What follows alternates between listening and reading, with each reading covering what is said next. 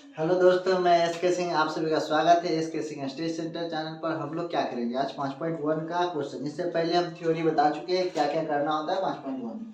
देखिए क्वेश्चन बनाने की कोशिश करते हैं, बनता है। तथा निम्नलिखित स्थिति में से पढ़ते हैं, निम्नलिखित स्थिति में से किन स्थिति में सम संख्याओं की सूची एपी है और क्यों। देखिए एपी है और क्यों, तो एपी होने के लिए क्या करना पड़ता है और क्यों है ये भी बात डिसाइड करेंगे। तो सर्वप्रथम देखते हैं प्रत्येक किलोमीटर के बाद का टैक्सी का किराया, जबकि प्रथम किलोमीटर के लिए किराया 15 रुपया और प्रत्येक अतिरिक्त किलोमीटर के लिए 8 रुपया। जैसे हम कह दिए क्या कि आपको मान लीजिए कि यहाँ है पटना, कहाँ है पटना, और पटना से जाना है हम लोग को दिल्ली। कहाँ जाना है? दिल्ली। अब दिल्ली जाइएगा पटना से, तो पटना से दिल्ली जाइएगा तो कुछ ना कुछ किलोमीटर होगा। लेकिन हम बताए क्या कि 15 किलोमीटर किसी गाड़ी से जा रहे थे, 1 किलोमीटर गाड़ी में गए और उतर गए। टैक्सी है तो उतर जाइएगा। अब 1 किलोमीटर जाकर उतर जाइएगा पटना, 500 किलोमीटर 500 जगह उतरिएगा, तो फिर तो सब टेम्पो वाला पैसा देना ना होगा। इस कारण से ये नियम लगा कि 1 किलोमीटर चढ़ के उतरिएगा ना तो आपको 15 रुपया देना पड़ेगा। और प्रत्येक अगला किलोमीटर के लिए आपको लगेगा कितना रुपया। तो देखिए पहला किलोमीटर चले 15 जूट दे दिए, दूसरा किलोमीटर वही कहता है 15 किलोमीटर प्रथम के लिए 15 किलोमीटर, प्रथम किलोमीटर के 15 रुपया फिक्स है कि 15 रुपया 1 किलोमीटर चढ़ेगा तो 15 रुपया देना पड़ेगा। प्रत्येक अतिरिक्त किलोमीटर के लिए किराया 8 रुपये। अब जाना है कोई व्यक्ति 15 चल लिया और आगे जाएगा तो जानते हैं ना, 1 लीजिएगा तो बेसी या बेसी लीजिएगा तो कम रेट हो जाता है। तो वही रेट से क्या किया, प्रत्येक अगला किलोमीटर 8 रुपया जुट जाएगा। तो 8 रुपया जुट जाएगा तो पहला में सब में 8 जुटेगा। सोचिए 15 था उसमें 8 जोड़े तो कितना देना होगा 23। फिर इसमें 8 जुट जाएगा तो 15 में 8 जोड़ा तो कितना 31। फिर इसमें 8 जुट जाएगा 39, फिर 8 जोड़ेगा तो 47। इसका मतलब समझ गया प्रथम किलोमीटर का किराया कितना। तो इसको एपी में लिखते हैं और एपी है या क्यों है से देखिए। पहला किलोमीटर के लिए कितना दिया होगा 15, फिर 8 जुट गया तो 15 में 8 जुड़े तो 23, फिर 8 जुड़ गया तो कितना 31, फिर 8 जुड़ गया तो कितना 39। इस तरह से होते जाता, मतलब इस तरह से किराया देना पड़ता। तो ईएपी है कि नहीं, तो इसके लिए एक फॉर्मूला है क्या, D1 बराबर में D2। यदि D1 बराबर D2 है तो लिख देंगे D1 इक्वल टू D2 बराबर है तो लिख देंगे ईएपी है। और यदि D1 बराबर D2 नहीं है तो ईएपी नहीं है। तो चेक कीजिए। अब D1 का फॉर्मूला क्या होता है, D1 का A2 माइनस A1, D2 का होता है A3 माइनस A2। इसका मतलब A1 A2 A3 का चर्चा हुआ, इसका मतलब A1 A2 A3 तक ही काम है, मतलब 3 पद तक हमको लिखना पड़ेगा। अब लगाइए, हम लोग जानते हैं प्रथम पद को A1 कहते हैं। क्या कहते हैं A1, A1 की जगह क्या कहिएगा 15, नहीं A2 की जगह कितना लिखिएगा 23, A1 की जगह कितना लिखिएगा 15, इधर बराबर कीजिए। A3 कितना लिखिएगा तो 31, A2 कितना लिखिएगा तो 23। सोचिए कि 23 में से 15 घट गया तो फिर कितना बचेगा 8, इधर 23 31 में से 23 घट गया कितना बचेगा 8, इसका मतलब 8 बराबर 8 एपी है। यहाँ लिख देते एपी है, और यदि अभी 8 नहीं आता तो एपी नहीं है। अब देखिए इसी में दूसरा इसका दूसरा क्वेश्चन दे दीजिए, ये तो बन गया कंप्लीट। दूसरा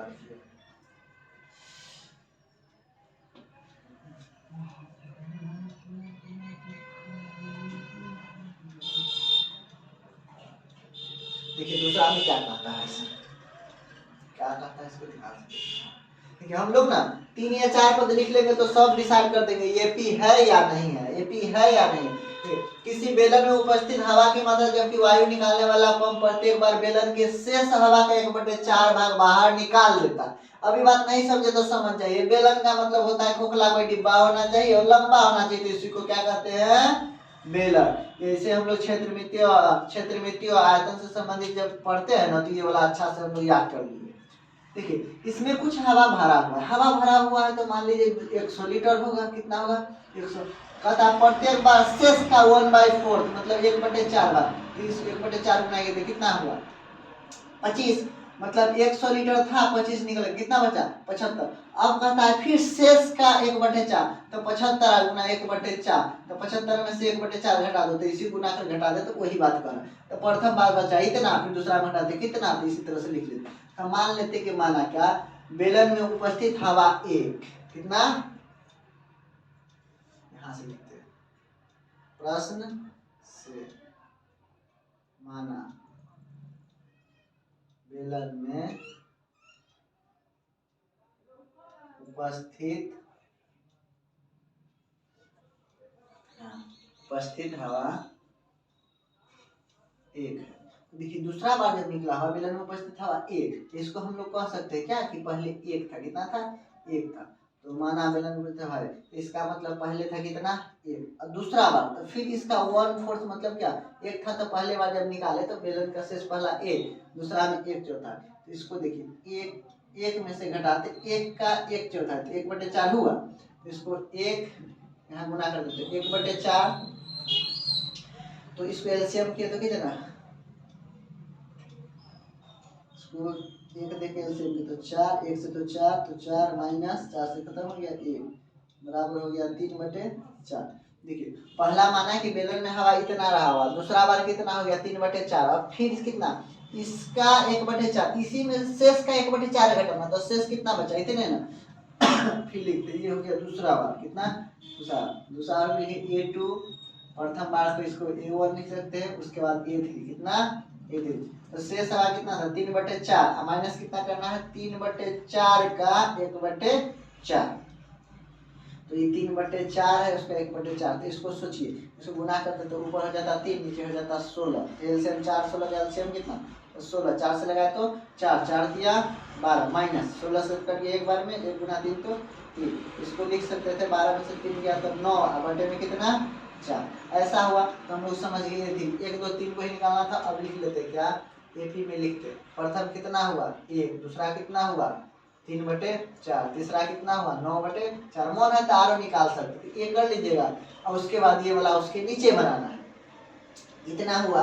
अब हम लोग लिखते क्या D1 बराबर में D2, तो D1 बराबर होता है क्या A2 माइनस A1, D2 क्या होता है A3 माइनस D2 क्या होता है A3 माइनस A2, तो A1 के जगह पर कितना लिखा A2 के जगह नहीं A2 के जगह पर कितना लिखा 3/4, A1 के जगह पर कितना लिखा 1, नीचे कुछ नहीं दे सकते हैं बटे देके, A3 कितना लिखा तो 9/4, A3 कितना होगा 9/4, माइनस A2 कितना होगा तो 3/4, इसका एलसीएम की तो हो गया 4, इधर से 4 से कट गया 1, तो इधर 3 माइनस 1 तो 4 4 माइनस इतना हो गया, इधर एलसीएम हो गया 4, ऊपर में गया 9 माइनस 3, अब इसको घटा दो 3 में से देखिए प्लस वाला है छोटा, माइनस वाला बड़ा, तो माइनस वाला ही बचेगा, तो माइनस 1/4, इधर कितना हो गया यदि 9 में से 3 घटा तो 6/4, 6/4, देखिए दोनों बराबर है कि नहीं, तो इसको लिख देते कि एपी नहीं बना, दूसरा बन गया। अब हम लोग तीसरा बनाते हैं, देखिए तीसरा कैसे बनेगा, इसको स्क्रीनशॉट कर लीजिए और उसके बाद इसको क्या कीजिए फिर कॉपी में बना लीजिएगा अपना। अब देखिए हम लोग तीसरा बनाते हैं, क्या कहता है एक का तीसरा, देखिए एक का तीसरा में क्या कह रहा है कि देखिए प्रत्येक मीटर की खुदाई क्या कहता है, बढ़िया से पढ़ लीजिए, प्रत्येक मीटर की खुदाई के बाद एक कुआं खोदने में आई लागत, जबकि प्रथम मीटर खुदाई की लागत 150 रुपया और बाद में प्रत्येक मीटर की खुदाई लागत 50 रुपये। सेम उसी तरह से कि प्रथम 1 किलोमीटर खाना ना तो कहा कि 150 लेंगे, और उसके बाद जितना मीटर खरवाइएगा उतना 50 रुपया बढ़ते जाएगा। तो पहला देखिए प्रथम मीटर की खुदाई, इसको लिख सकते थे ऐसे, क्या लिखते प्रश्न से,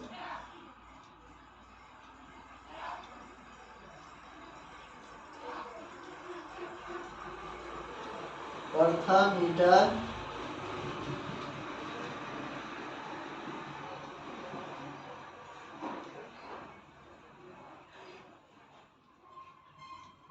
की खुदाई कितना 150, तो प्रथम जिसको मानिएगा ना उसी को मान लिया फटाक से ए। अब उसके बाद A2 कितना होगा, प्रथम मीटर A2 कितना होगा 50 जुट जाएगा, कितना देना पड़ेगा 200, A3 कितना होगा 250, कितना होगा 250, A4 कितना होगा 300, इस तरह से बढ़ते जाता ना। तो इस हम बात समझ गए कि प्रथम किलोमीटर का 150, उसके बाद A2 कितना 50 जोड़ के फिर 50 जोड़ के फिर 50 जोड़ के, मतलब प्रथम मीटर का इतना, इस तरह से हो गया। तो हम लोग समझ जाते क्या कि कोई एपी बन रहा है, एपी बन रहा है तो लिखते पहला पद कितना है 150, दूसरा पद कितना है तो 200, तीसरा पद कितना है 250, फिर चौथा पद कितना है 300, मतलब इस तरह से हम लोग क्या करते चले जाते। अब एपी है कि नहीं, जब तक हम लोग को सीरीज नहीं मिलेगा लाइन नहीं मिलेगा तब तक हम लोग क्वेश्चन डिसाइड नहीं कर सकते कि ये पी है कि नहीं। अब देखिए इसमें हम लोग फॉर्मूला जानते हैं d1 बराबर d2, यदि बराबर है तो ए पी है, ए पी बराबर नहीं है तो ए पी नहीं है। ए d1 बराबर फॉर्मूला क्या होता है, तो a2 माइनस में a1, और d2 बराबर क्या होता है, तो a3 माइनस में a2।